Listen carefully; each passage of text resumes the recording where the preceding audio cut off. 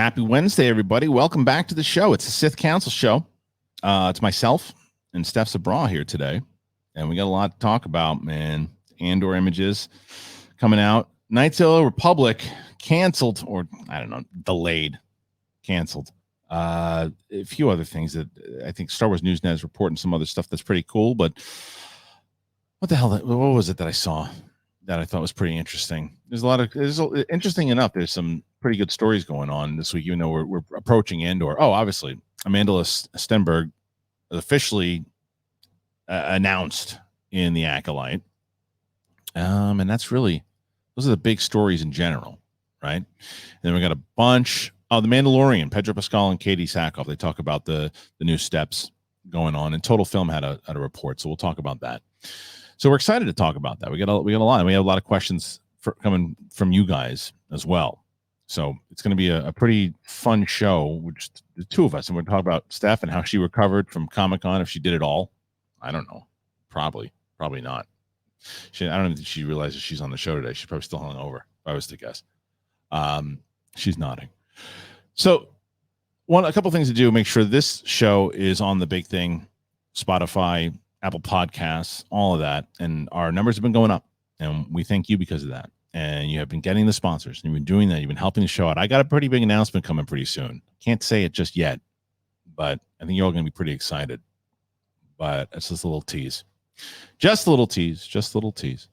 What else do I got to tell you about? Oh, man, I'm excited about this one. Look at this. Saturday. Jake Lewis and Friends of Flappers Comedy Club in Burbank.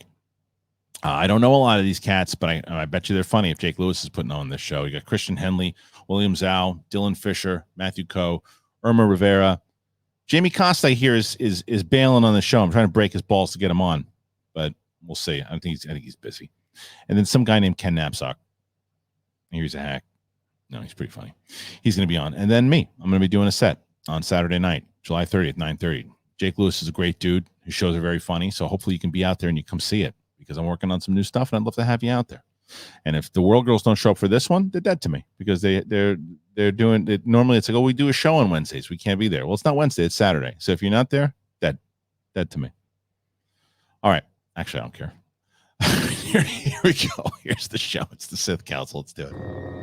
I can feel your anger. It gives you focus, makes you stronger. What's up, everybody? Welcome back. 'Tis the Big Thing Sith Council show. It's me. It is the lady, Mike Kalinowski. Perfect. Hello. That's exactly what I wanted to do there. Where the hell? Did I download something, Steph? I thought I did. Oh, wait, there it is. Perfect. Oh, wow. Look at that. Yeah, just like that. I will be at the show Saturday. Okay, I'm going to hold you to that. I'm going to be, even though you don't care. I don't. Wait, that's my defense mechanism stuff. Yeah. When people don't, when they let you down, it's like, I don't care. Yeah. But quietly, I'm crying inside. Yeah, you turn around and a single tear drops down slowly. No, about 7 tears. Like, you get the one Denzel tear that comes. Yeah. Out. That's it. Really. Are you recovering from Comic-Con? How was it? Was it fun? Amazing. I wish you were there, but next one, hopefully you're there. So I will be next year for sure. This year was tougher, but was I right about Dorina getting into parties or what? Just the best. Yeah. Between her and Roxy, really, like they duoed on, like, together. And I was like, I was just cruising along. What's up, y'all? I can see Roxy being pretty good at that as well. I just think that because Dorina's got the resume, obviously, because she's been there. Yes. But I could see it. And you guys got into the EW party. We didn't try. Oh, you didn't try. We didn't try because, like, in the years before, it's a little bit annoying. And then we found out everyone got in. So we were like, we should have tried at least. We left Saturday, though, because we went way too hard in the paint for a fourth night. Oh, you left on Saturday. Wow. Yeah, okay. Because we didn't plan on doing Saturday at all. Had we had known that, we would have changed the game plan. Also smart, though, because you got an extra day to recover.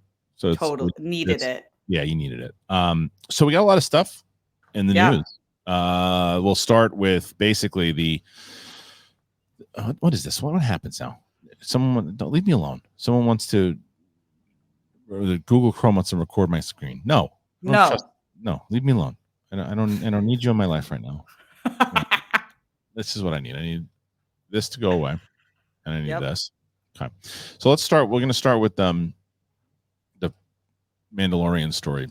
Pedro Pascal, our friend Katee Sackhoff. All right, so they describe the next steps in their character's journey for the Mandalorian season 3. Here we go. Mandalorian season 3. It's currently in post-production, and while not many details are known about the new adventure, Lucasfilm revealed a trailer during Star Wars Celebration that stunned the crowd. The footage is still not officially online, but from the descriptions released then, we can start connecting the dots. It looks like after reuniting with Grogu, Pedro Pascal's Din Djarin will face off against Bo-Katan, Katee Sackhoff, who is desperate to get the Darksaber back. As part of the new issue, Total Film Magazine spoke with both actors about their characters' arcs in the new season of The Mandalorian. The footage shown at Celebration teased that Din will be leading a group of other Mandalorians at some point in season 3. When asked about this, Pedro Pascal said, if he is stepping into a leadership position, he's reluctant to do so. I don't think that there's anything more interesting than a character being forced into discovering what they're capable of and who they are. That part has been really, really fun. Also, from my point of view, there's so many searchable ways to find the tonality of that. I just tried to achieve the subtleties of that character development. Sackhoff said the following about her characters at the beginning of the season. Anytime you have a goal and you don't succeed, I think you reevaluate. We don't know what the consequences of her reevaluations are yet, but the trailer revealed that she will share some scenes with Grogu. She even asked him, did you think your dad was the only Mandalorian? About these scenes, Sackhoff said, it's funny because you always have to think about how you're going to interact with Grogu. It's so specific. You have to make sure that you're not doing anything that says something different. Every single thing, every single interaction with Grogu is very, very thought out. We have about 6 months to go before The Mandalorian Season 3 arrives. It is targeting a February 2023 release, and anticipation is already through the roof. For more content and interviews with the cast and crew will be coming in the months ahead. Keep you updated. That's from the great Miguel Fernandez over at Star Wars Newsnet, friend of the show. I want to get Miguel on this show, by the way. Yeah, that'd be awesome. I'd love to have Miguel on this show.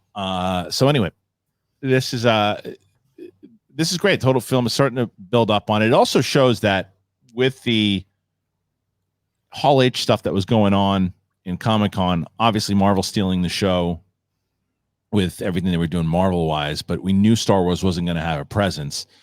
Now, they had their big presence, obviously, at Celebration, but they'll probably have some more stuff at D23. I'm not going to get my hopes up for how much. I don't think it's going to be a lot. I think Marvel's going to still steal the show again at D23. I think we're finally going to get stuff with Acolyte. But Mandalorian, I think, will also have a pretty massive presence. I think everything at D23, like there wasn't a lot of, minus like She-Hulk, there wasn't a lot of the Disney Plus stuff that they really dove into because they were focusing on the film stuff. I think D23, for obvious reasons, will focus on the Disney Plus stuff. And Mandalorian, that trailer will come out then. That's when they're going to release it. Because people are saying, why aren't they releasing it? It's leaked all over the place because I think they're waiting for D23. Oh, that makes sense. Yeah, I was wondering why, because I'm wondering when Marvel's going to drop some of the trailers that they showed in Hall H, but it seems like a long time for them not to drop it. But I like this article because I was wondering what people knew about Katee Sackhoff's return, because if we weren't in there, I guess we kind of hoped that she would return because we loved her character, but we didn't know as well. And so these articles and interviews are confirming it, which is nice that they're doing them. Yeah, they're definitely. They're going to lead with Katee, and from what it looks like, she's got a much bigger role. And for selfish reasons, I'm very that makes me happy. But for just as a fan, it makes a lot of sense, and it also shows that when a character just fits in and it makes if the whole damn show is about her. And they pushed Din towards the side for a little bit, I'd be all right with that because the show's called The Mandalorian, and she says to Grogu, as they quoted in this, you didn't think that your dad was the only Mandalorian, and the show is called The Mandalorian. So if it pushes a little bit more towards her, I'm pretty sure that most people would be okay with that. Yeah, she's such a beloved character ever since Clone Wars, and now moving on to the screen, and she's like murdered the role, like both voice and acting wise, live action. And I just like the way her and Pedro are talking about their characters and their development and like how serious they take everything, even if it's talking to Grogu, who's like the most adorable. It's really like these are serious times, especially where we're picking up in season 3. Yeah, agreed. I think that season 3, as Miguel mentions, is very highly anticipated. And I think that once February comes out, I mean, you look at the stuff. And speaking of Marvel, the stuff that is Marvel's 2023 is just jam packed, right? So Star Wars now is also going to be jam packed because we know that we're going to get Mandalorian. It seems Andor season 2 will be coming out next year. Also, you've got I guess that Tales from the Jedi, is that what it's called? That animated series that's coming out. Yeah, you've got Ahsoka, the Acolyte, we think, and a few other things, but whatever. Skeleton Crew. I don't know. Is that 2023 or is it 2024? Oh, it might be 2024. Yeah, it's 2024. Yeah. But either way, it's like they're starting to gear up towards more stuff, and then the Tycho movie that's coming out in 2020. Oh my gosh, yeah, because then they also have the next Star Wars celebration, which is not far. It's in spring of 2023, right, in London. Right. So they'll probably do some movie announcements then. Hopefully, they have it figured out. What do you think?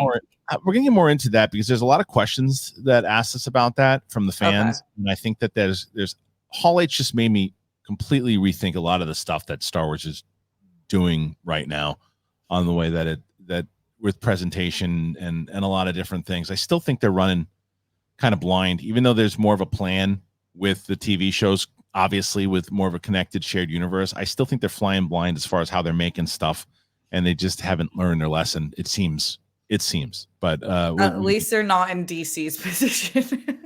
So DC, after talking to other people, DC threw that panel together like a couple of days before, very randomly.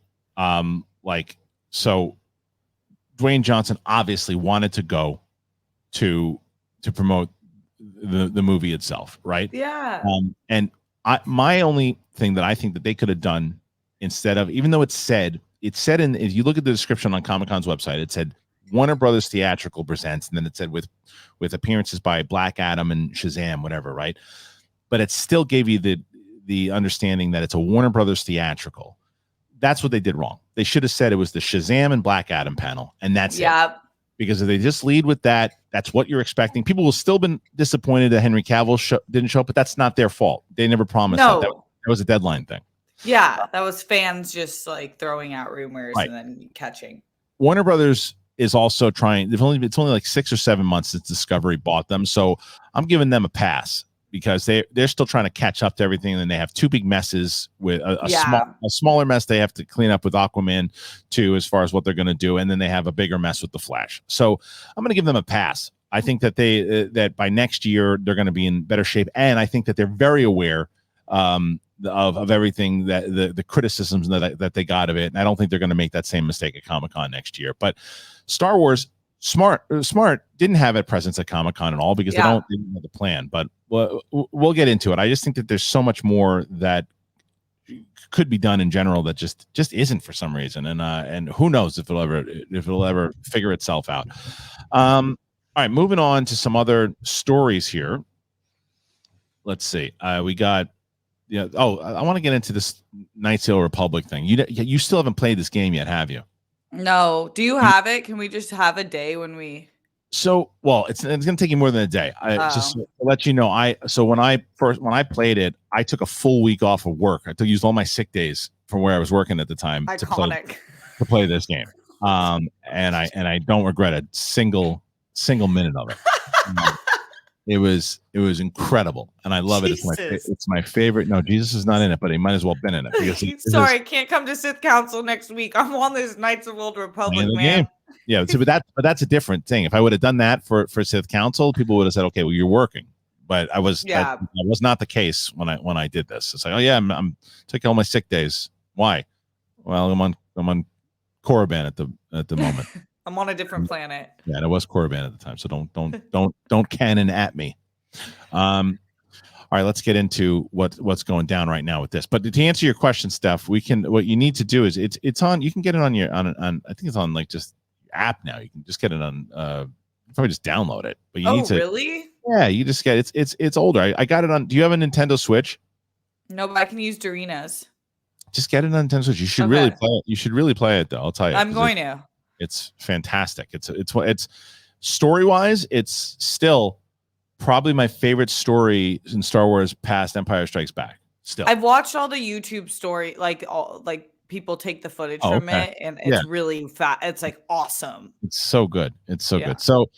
So because of that, people were losing their minds when the announcement was that we're getting a reboot. And today's standard of games and the way it's going to play, we're getting Knights of the Old Republic. And Lucasfilm never announces stuff that gets canceled or pushed back. False. Fans of Star Wars Knights of the Old Republic who are excited for a remake of the 2003 classic role-playing game should be prepared for a long wait. To me, that means never. The game is reportedly delayed indefinitely after recent personal shakeups within its video game developer, Asper Media. According to Bloomberg, the development team on the project has experienced a shakeup as two directors on the title, art director Jason Miner and the design director Brad Prince, were fired earlier this month. Throughout July, two studio heads at Asper have told employees that development on the title is going to be postponed as the company looks to sign new contracts and development opportunities. While the plan was originally to release the game as early as 2022, it's now expected we're looking at 2025. The game has been in the pipeline for 3 years, and its first presentable demo, which the staff had been confident in, arrived in late June. A week after this demo was shown to developers, they suddenly and unexpectedly fired the directors. This stinks! Get him out of here! The company felt that the overall progress in the demo had been somewhat unsatisfactory. Good for them. Good for them. They didn't push out garbage. Good for them. For the amount of the time that the game had been brewing and that a disproportionate amount of development time was spent on the demo instead of the game. Hey, good for them for making that decision. I'll tell you that. It sucks that it happened and they hired the wrong people to do it, but good for them. Knights of the Old Republic remake is notably Asper Media's first major original project. The company's known for porting existing titles. Blah blah blah blah blah blah. All right. So anyway, it's not happening. Is the name? Is basically what this story says. This stinks. Did you see that I'm getting into the kids game of TikTok? Yeah, it's awesome. And I did a video on this yesterday, and I basically talked about how silly it is that this keeps happening. But I still wish that they would. I don't even know BioWare, and even I'm not going to pretend that I'm a massive gamer because I'm not. So I don't even know if BioWare is a thing anymore. BioWare and Drew Karpyshyn, who worked for them at the time, Drew Karpyshyn, who also famously wrote the Darth Bane novels, also was one of the people who created Revan. Bring him back, because when they got rid of Drew Karpyshyn and the BioWare team, they did the second game, and some people like the second game. A lot of people like the second game, but it's not even close to the first game. Like, I remember playing the second one and being very underwhelmed. And that's because I thought the team of Drew Karpyshyn and BioWare wasn't there. But I think it's a problem that Star Wars has, where they don't trust in a lot of these people that are telling these other stories, like a Drew Karpyshyn. Claudia Gray is someone who, obviously, if you talk, of course we appreciate Claudia Gray. We give her novels all the time. Give her a screenplay. Let her write an episode of television. Or maybe she doesn't want to do that. I doubt that. I think she probably would. But trust those writers to do some other stuff outside of it. They know Star Wars really well. They keep them compartmentalized into this one thing, or they don't, or they just say, bring somebody else in, and that's what they and if you know, this is the thing. If you know how beloved Knights of the Old Republic is, and look at the way that the internet reacted when they said they were going to do a reboot of it, and you hire some company that hasn't even really done that much, hire the best, the best, and they're like, oh, you spent too much money and time on the demo, you're fired, and now this game's not going to come out until like 2028. Yeah, it's not. I don't think it is either. Yeah, it's like, even if these people who write novels that we love so much don't want to write the script, they can at least be a part of the storyboarding and like at least be a part of like giving the story or helping adapt the story, and like putting someone who can write the dialogue or whatever it is in screen format. But for this, I don't know much about the development of games. I know that they have, similar to films, a ton of people involved in it, but it is crazy that they're like, no, yeah, they just didn't perform. Like, usually they're not that real with what happened. We have so many up in the air questions with what's happened with and Patty Jenkins, like all of these movies, but for this, they're like, no, they just actually didn't. Well, I think that was the report. That's the report that I guess is coming out, but someone leaked it or whatever too. Like that's that because they don't want the backlash of the. Basically, it just wasn't up to standards, and we want it to be up to standards. So, I mean, there's been so many people that keep getting canned from this thing because they're at least aware of how important this game is to people. You cannot put out a subpar thing, but I think that you should go back, find the people that made the first one so special, and see if they're available, and get them and get them involved. Like you said, get them involved some way. But who knows? Listen, you guys want to protect yourselves.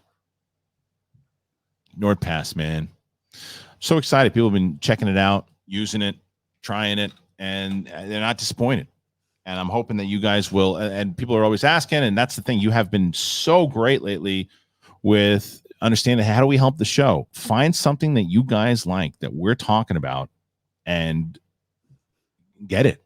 And I think NORDPASS could be for you, because if you're ever using whether I think if you use your Facebook account to log into every new website or eShop, do you do it because it's easier, faster? Have you ever wondered what could happen if your Facebook account is hacked? It's happened to many people that I know, and it's terrible. Basically, hackers get a free shot of every account that is linked to your Facebook.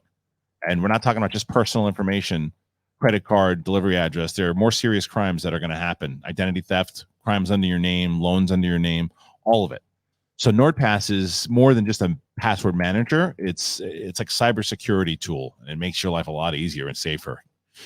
It's simple, it's easy to use, and it's the same people who built the NordVPN. It's the advanced online security and privacy app trusted by more than 14 million users worldwide. You can store all your passwords in one place. You log in faster. You generate secure passwords, shop and browse faster. You save time, data breach scanners, password health. NORDPASS is a zero-knowledge password manager. And it's great. It's a tool that you have to get. You have to use it, and especially for people in our space that are doing this stuff all the time. And Steph, I'm going to yell at you if you don't have it. You should have it because it's really important. It's really important. I'm looking it up right now. Really, well, I'll tell you all you need to do. You need to go to nordpass.com/bigthing and use that coupon code BIGTHING. You get 70% off of a 2-year NORDPASS premium plan at nordpass.com/bigthing, and you'll get an additional month for free. This is a sponsored video, obviously, by NORDPASS, and it's great. You can, once again, you get a 30-day money-back guarantee if you don't like it, and I don't think you're going to need it, but you should really use that link. And again, it's a password manager.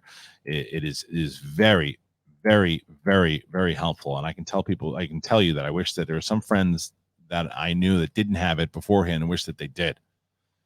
So get yourself some NORDPASS, try it out. The link is in the description of this video.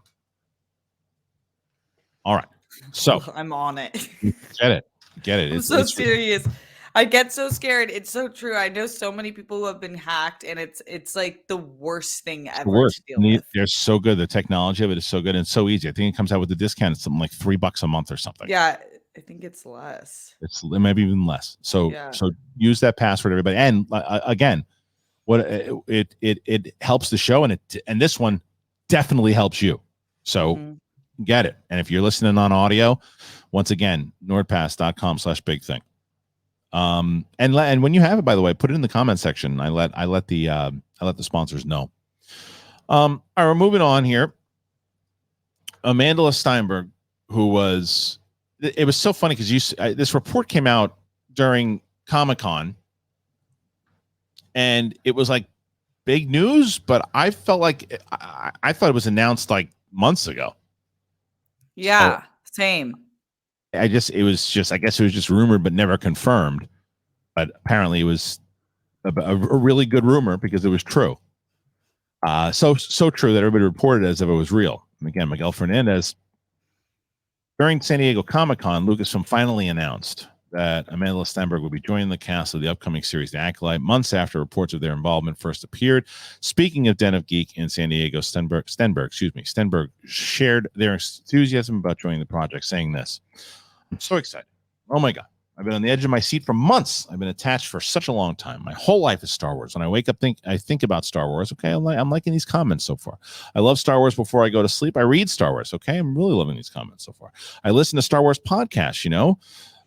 So hopefully she likes. Hopefully they like us, because we've been nothing but supportive. So my life has been transformed to being dedicated to this one, which is actually really fun and liberating. So to finally share it with the people that love the universe so much, especially because they contribute so much to it. Stenberg then revealed how Lucasfilm finally decided to announce their casting. Well, when the Star Wars folks found out I was coming to Comic-Con, they were like, well, I think it's time. We're going to unleash you upon the world. That's pretty cool. Acolyte's rumored to be in pre-production, aiming at starting to roll cameras in November. Okay.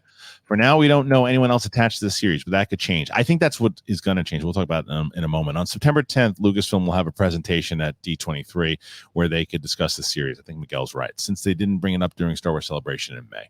Leslie Headland is the showrunner, and even though we know she assembled a writer's room last year, we don't know anyone else that has worked on the show. If they are indeed starting to film in November, a 2024 release. Okay, so I'm going to tell you this. I've been talking about this show for a while now. And I've been talking about how it's one of my most highly anticipated show. The more I hear about this show, the more I get even more pumped up for it.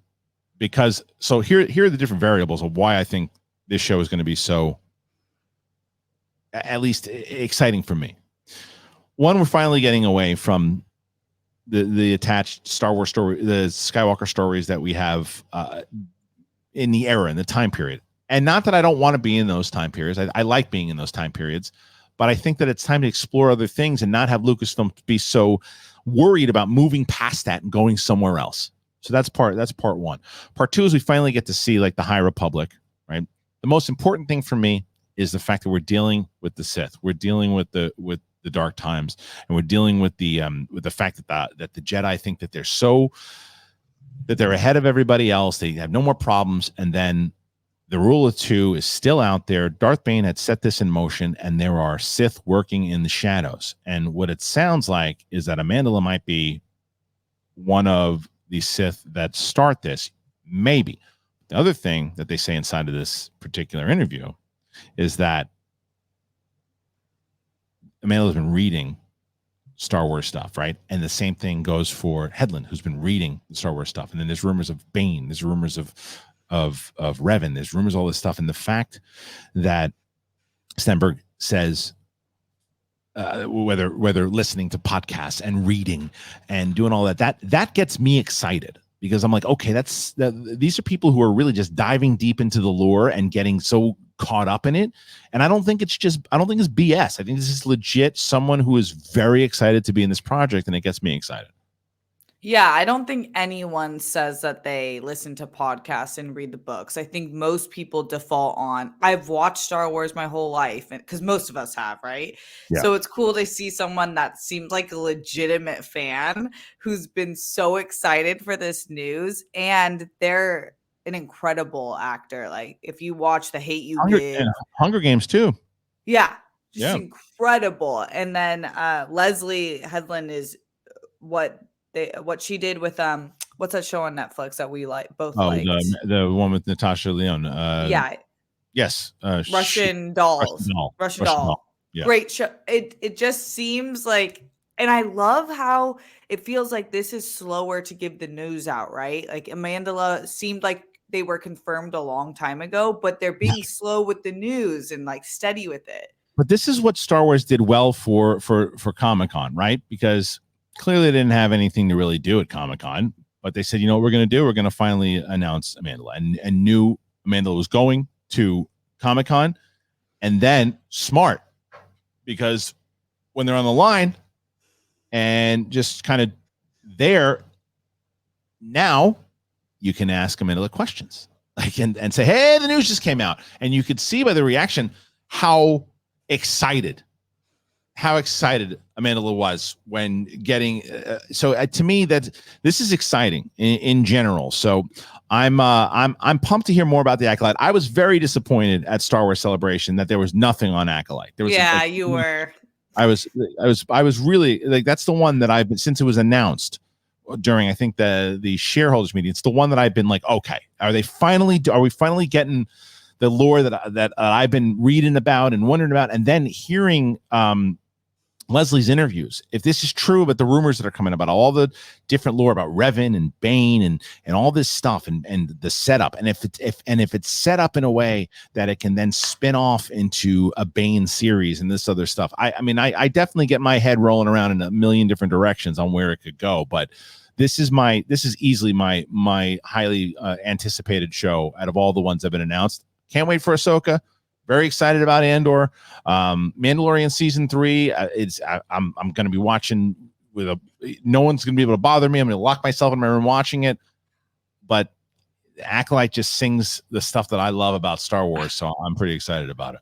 And I feel like the people they have attached to it, just these two in general, when you're talking about a project that needs to have lore and it needs to have knowledge of the lore for it to be done right, whereas like the Taika film, who he wants nothing, like he's made it clear he's not really engaging with like all the other Star Wars stuff.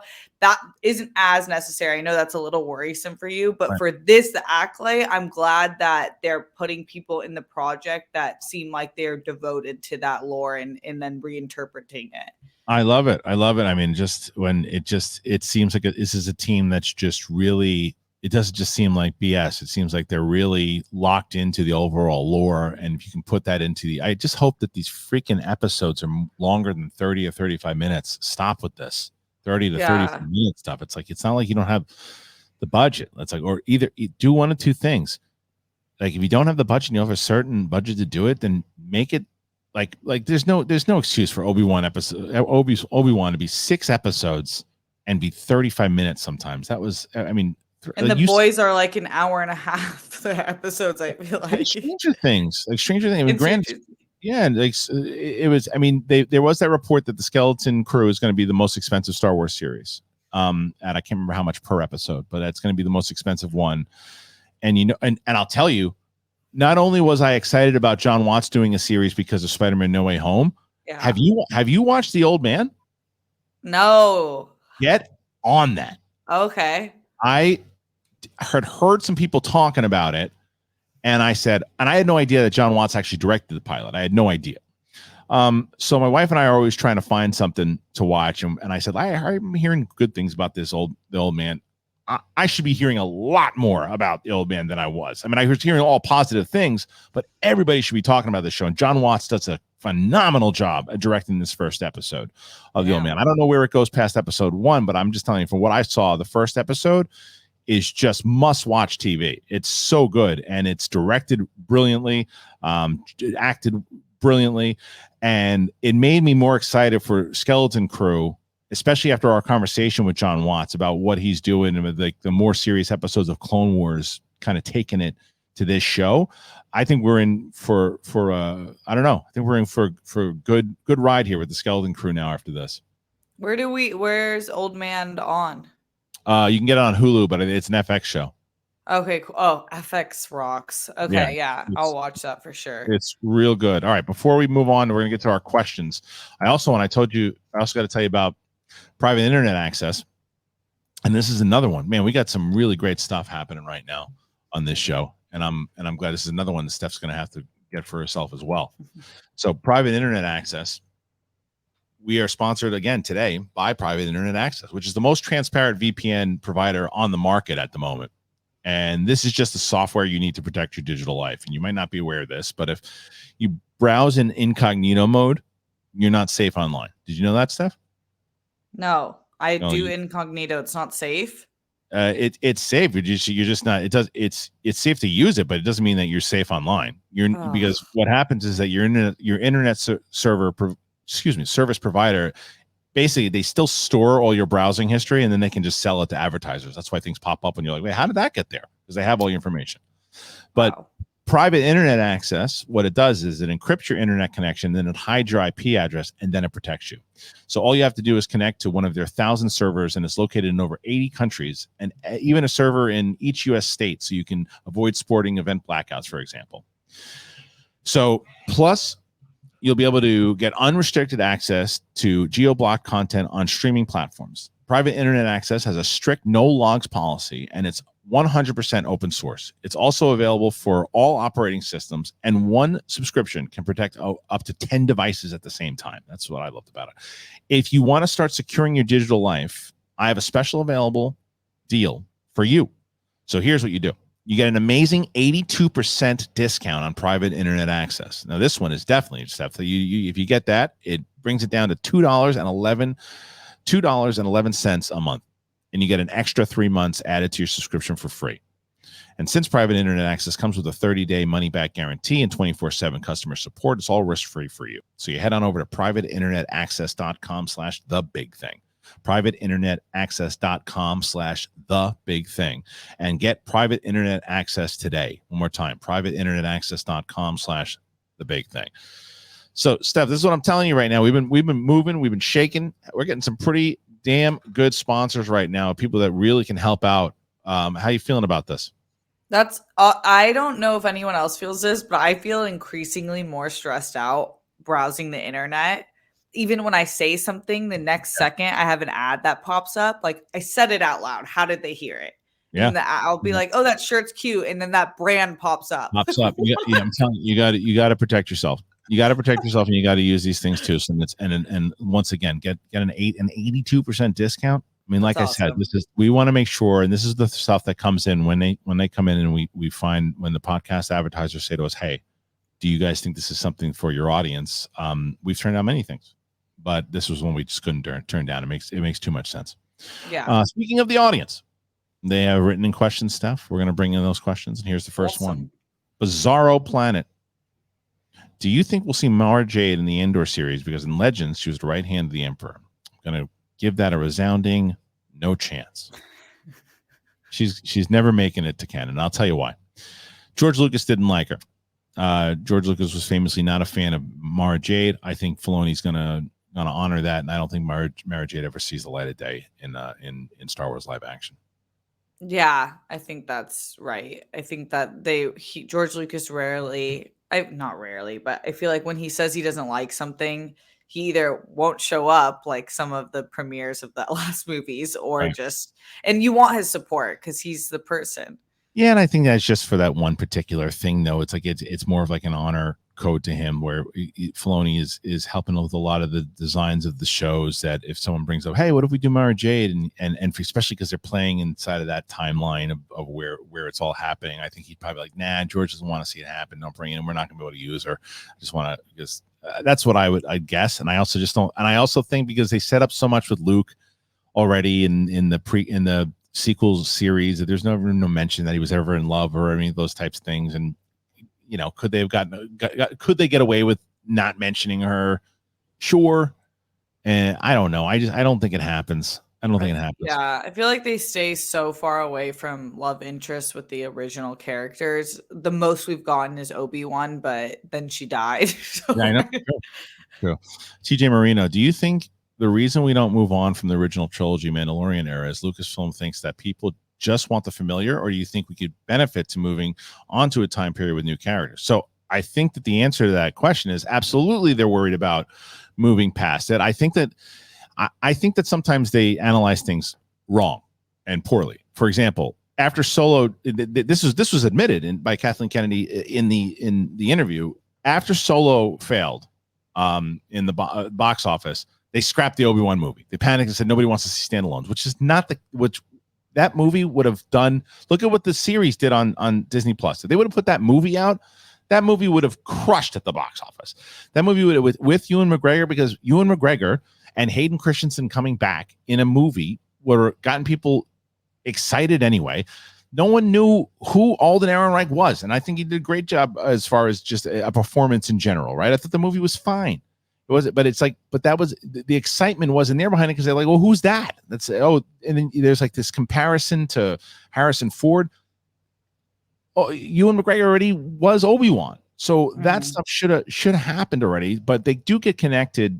And they're worried about, oh, they're not going to like this, they're not going to like that. I think that's one of the reasons they've been hesitant with the Acolyte, but I also think they're going to put a lot of pressure on the Acolyte, because the Acolyte's like the first one out of all of these that are not attached in some way to either the prequels or the new trilogy or the original trilogy, right? The Acolyte is the first one.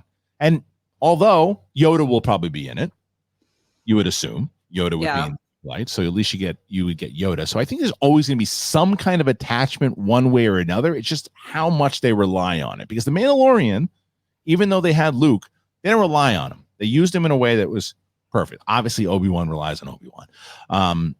And then the problem with that show was when they didn't rely on him and they tried to bring a new character into it, it was the biggest criticism. So you can understand them looking at it and going, well, hell, we didn't have we tried to do a new character and they rejected it. But the argument to that would be, you might not have rejected Reva if you put her in a different show.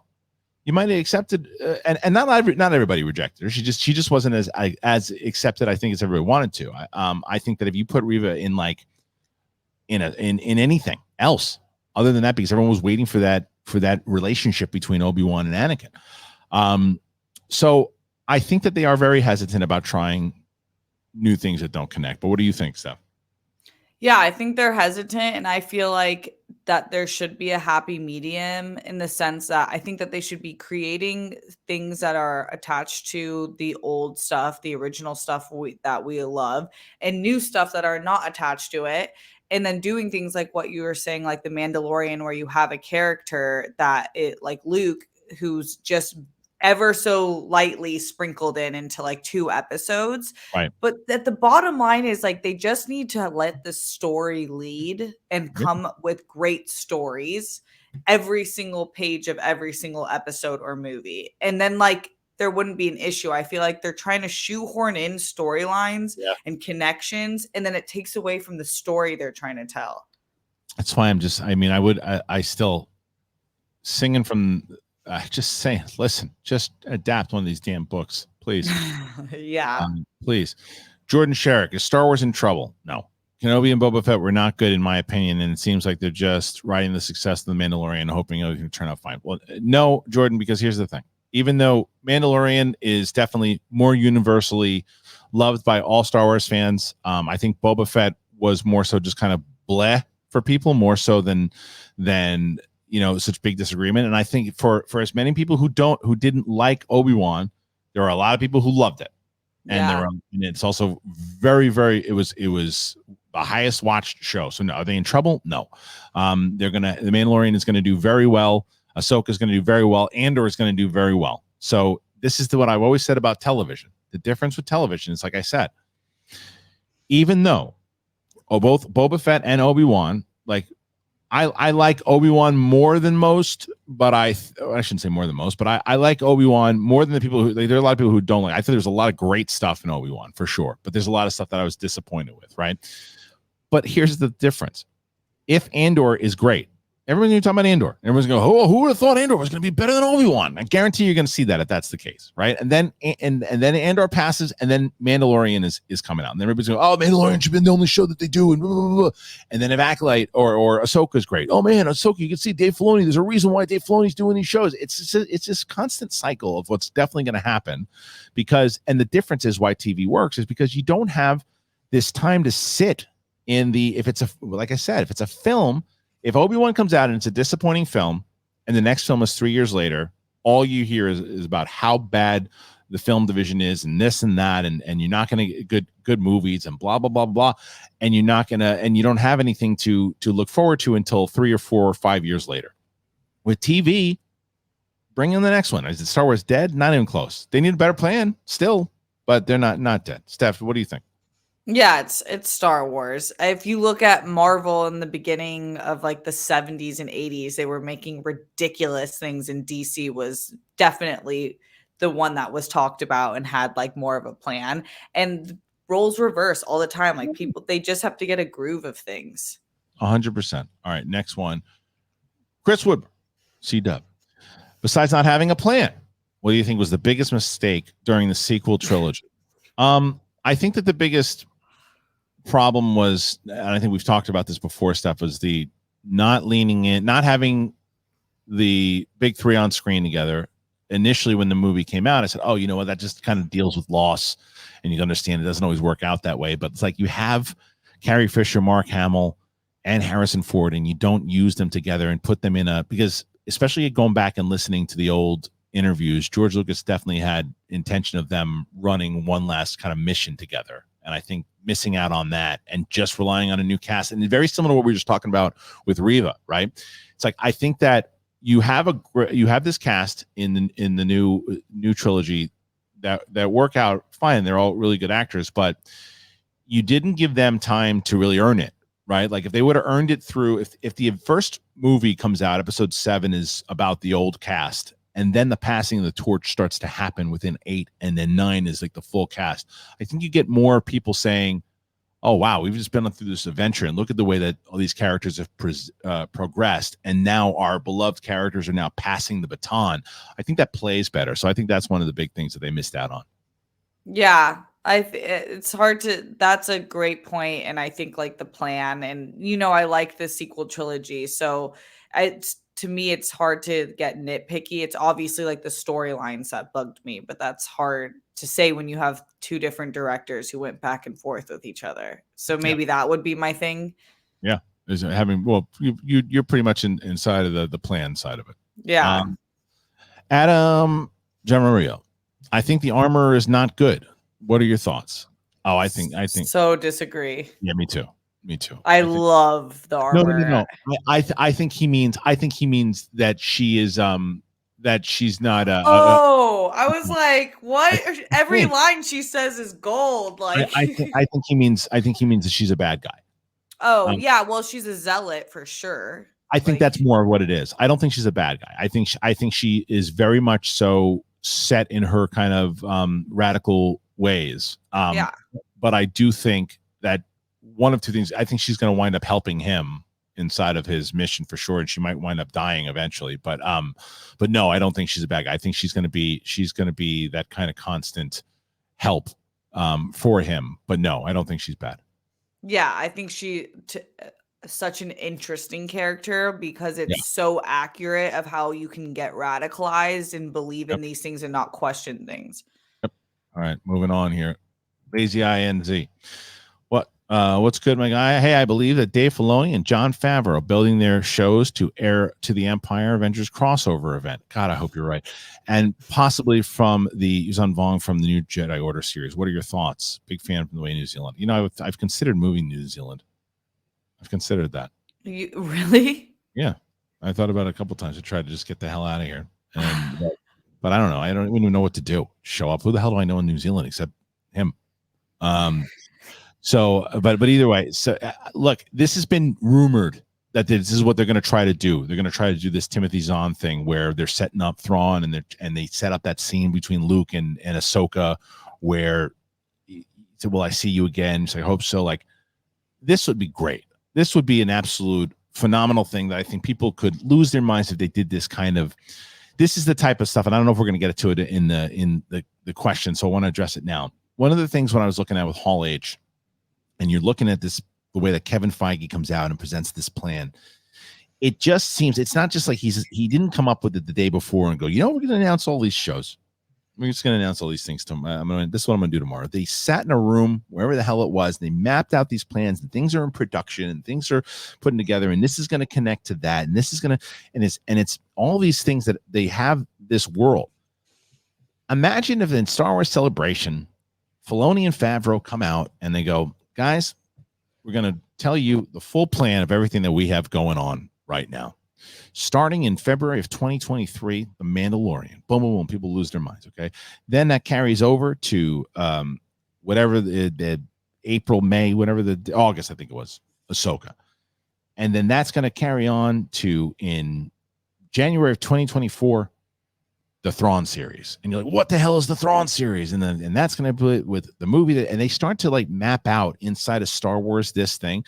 If they did that plan and they stuck to it and they stuck to this thing where they stopped throwing directors to the side and doing this and they don't and they put an actual plan together with a full concise storyline, they would blow people's minds. And if they connect it, but you need someone like whether it's Favreau and Filoni running the whole thing. And I don't know how involved they were in Obi-Wan. I don't know how involved they were in Boba Fett, minus the fact both Filoni directing an episode. but they need to start doing this and connect it to the films the same way that Marvel's doing. They could steal all this stuff from Marvel and do it the same way. They have the material. It's the same damn problem that was going on with the films. There's no like plans. Oh, we're going to do that series. That's going to be fun. That's going to do that. Filoni and Favreau clearly have a connectivity of what they're going to do with Ahsoka and these things, but like then that person will do a series. It's like slate it out, put it together. It's still sloppiness going on over there. That's a great point. Really great point, because it's like when they announce those things, I'm 95% sure that almost everything they announce is going to happen. One might fall out. There's Marvel, or you're talking about Marvel? Marvel. Yes, right. Like that kind of trust is so sick. It's like they announce these titles, and I'm like, we're going to see that. Right. And Star Wars does it, and you're like, yeah, okay. Yeah. It's like my uncle. I'll be there. I'm going to be there at 9:00. And then it's like, where's Uncle Mark? Oh, he's not coming. Yeah, I go drunk. You know my uncle, and but yeah. So it's like that's you're absolutely right. That trust needs to be gained again, and a way to do that is coming up with this concise plan. Because instead of like the mystery box of we're kind of working on something. It's like, no, let us know at this event. Like, this is the big thing that we're leading up to. Imagine that they did something like the way that like when Feige comes out and says, you're getting 2 Avengers movies, boom, and the screen comes out, Kang Dynasty, and then Secret Wars. And you're like, what the hell is that? Holy crap. Everyone's getting excited about it. If they threw in like the Thrawn trilogy in a series of movies and a TV show and all this and planned it out, it's like it's one of these things where they have the material. And that's why I'm saying, like, when you look at Marvel and inside of the novel, the comic books and all these different things, Secret Wars and all the Thanos stuff and the Infinity, it was all there in the comics, and they brought it to screen. Now, the counter to that, and people are writing in the comments right now, yeah, but the difference is that Disney has to pay attention and Lucasfilm has to pay attention to canon, because they're not paying attention to canon. Then if they want to, first of all, they want to maneuver around canon inside of the novels, they can. And the other thing is that they want to adapt strictly from the book of stuff we've already seen in canon. You can, because not a lot of people are reading those books. You have the sector fans that are watching, but the mainstream fans aren't. So you could put something that you read right off the page, put it right on screen. That's part one. And then there's a lot of stuff that's legends anyway. So you can definitely maneuver around it. So you have all this material, you have all these storylines, get a big damn room and map out the next 5 years and put them all into production. They can do it. And they can do it the same way that Marvel is, because they have the material. They've got directors that want to do it. It's still a problem in I think old school mentality. What's that? How's that? What is that? It's Star Wars Newsnet playing. This is a good song. I thought we were gonna do like a commercial. Yeah. Ford F-150. Well, what are you thinking about what their plan is? I wish they would. I think that perhaps them taking it slower at Comic-Con is a good sign that, like you said, D23 might have something, and then their London one might have more of a plan, because they have been pretty quiet. And I think that that's a good sign, in a sense, that they might be like really figuring out, like taking a look on the inside. Yeah, but it's one of these, it's fool me once though. It's like, it's so many different times you sat back on, maybe they were actually working on the plan now. And there's never really, it's not a plan. It's like, you'll get, like when you get the Favreau Filoni announcements, it's like, okay, they know what they're doing. They have it set up. And then it's like, oh, Taika's got a movie. What's it about? I don't know. Oh, but when is it coming out? We think 2023. Taika, when's your movie coming out? Oh, I'm working on it now. What is it? Oh, I'm kind of working on it. It'll be done. It's like, why do they do this? Yeah, it's they're like leading with directors as opposed to the story. They did it with Patty Jenkins too. Yes, but same thing with like, but you could say the same thing about Marvel right now. That Marvel's leading with directors too. Sam Raimi, Taika Waititi, Chloe Zhao. And I'll give you that, but they still had a plan overall that those movies were announced. Yes. They didn't just come out of nowhere and go, oh yeah, now Chloe Zhao's doing a movie. It's like, no, Eternals is going to happen. This is going to happen. This is going to happen. And it's like, if you mapped out and you get, and like, And I know that the answer and the risk is, yeah, but if they map out and they tell you that they're going to have this big plan and then they start canceling things that they did, that's probably what they're terrified of. I get it. But that's why you put the plan into motion and you say, all right, so what's our plan? Well, we're going to do 2 plans. Our first plan is we're going to create the High Republic. And inside of the High Republic, we're going to kick off with the Acolyte. And then what we're going to do is inside of that, we're going to set up, and I'm just spitballing here, but it's like one episode is going to have Amandala's character discover Amandala is going to discover the book of BRYAN. And we're going to see that in flashback. That's going to lead into a 5-part series coming in, blah, blah, blah, the book of BRYAN, right? Or whatever it's called. Again, book of BRYAN. And then it's like, all right, so we do we have the High Republic thing, and that's our one sect. And then we move over, and it's like, here's where we're going, and it leads to this big overall event with a film coming out here, and then we're going to go back. And it's like, if you have all this and it's there, people would lose their minds. Look at steal it from Marvel. Yeah, it's right there. Look at what they're doing. I mean, all the greats learn from the greats. What are you doing? Right there. You've got it. Just open your eyes. Just keep going. Yes, right there. Lightsabers. And don't listen to Mike. He's a moron. Put a lightsaber in there. Anyway. All right, look, we got to run. It was a good show.